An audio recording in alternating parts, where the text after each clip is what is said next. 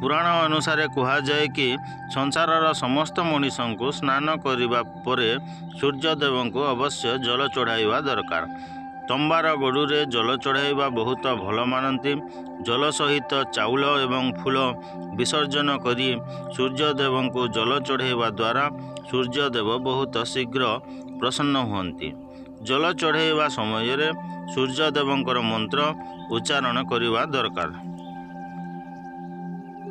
यह करने द्वारा मनरे सकारात्मक ऊर्जा प्रवेश करे।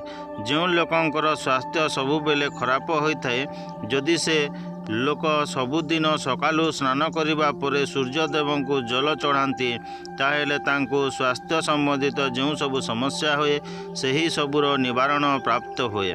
बहुत लोकंकर कुंडली रे सूर्यंकर दशा ठीक न थाए, सही लोकं को अवश्य सबुदिन स्नान करने पर सूर्यदेव को जल चढ़ाइवा दरकार।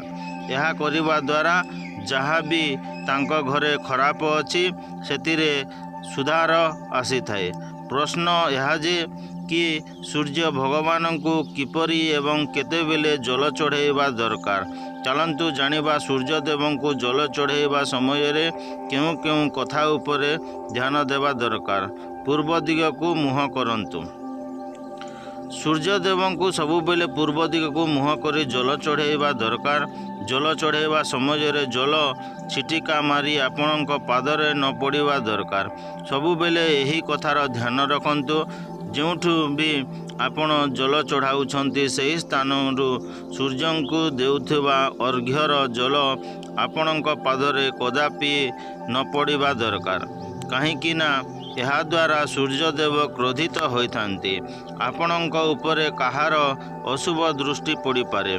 सूर्यदेव को जल चढ़ाइवा समय सूर्यदेव यही मंत्र जप करंतु, ओं सूर्याय नमः। नंबर 2 रे रही बिना स्नान करी जल चढ़ातु नहीं। भूल रे भी यही भूल करंतु नहीं। बिना स्नान करी सूर्यदेव को जल चढ़ातु नहीं। सूर्यदेव को स्वच्छता बहुत ही पसंद अटे। एमिति रे आपण बिना स्नान करी जल चढ़ाइबे ताहेले से आपणक उपरे रागी जिवे एवं आपण जो कारणरू जल चढ़ाउतिले सही कार्य भी आपण असफल होई जिवे। नंबर 3 रे रही तंबा पात्रर उपयोग। आजिकाली प्लास्टिक रो बड़ फैशन चली।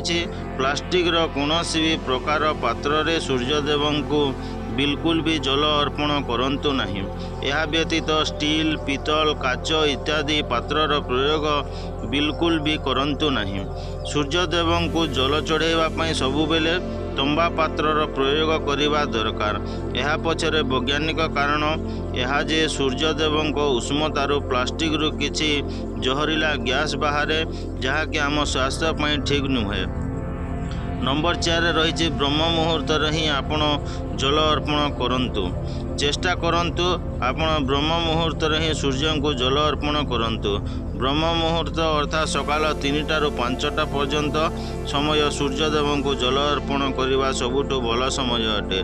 तेबे दर्शक बंधु आज भिडियो एतिकी। यही भिडियो उपरे आपणकर मतामत कौन रही कमेंट माध्यम निहाती जणाइबे एवं भिडियोटी पसंद आसीतिले भिडियो को गोटे लाइक करिदेबे एवं एहीपरि भिडियो आगो देखिबापई आमर एही चैनल को सब्सक्राइब करिदेबे एवं आपणक सांगसाथी को जेतिकी पारिबे सेतिकी शेयर करिदेबे।